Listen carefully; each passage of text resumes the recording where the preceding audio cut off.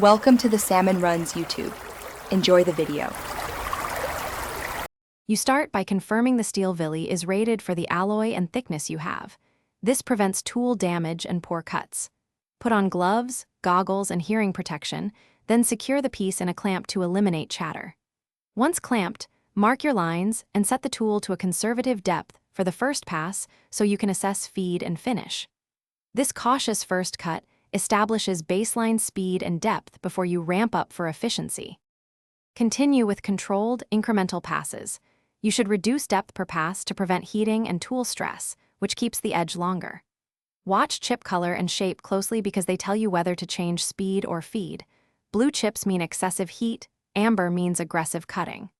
Once the initial pass data is in, make small adjustments to RPM and feed. Use steady coolant flow so the surface finish improves and thermal distortion stays minimal. To finish, make a light final pass at a slightly higher feed to wipe the surface and produce a smoother finish. Then deburr edges and inspect dimensions with calipers or micrometers.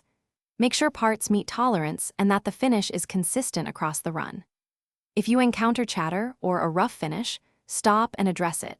Reduce depth of cut, increase clamp rigidity, or recondition the tool edge. These fixes restore stability and prevent repeated rejects. Thanks for watching. Consider subscribing if we helped you.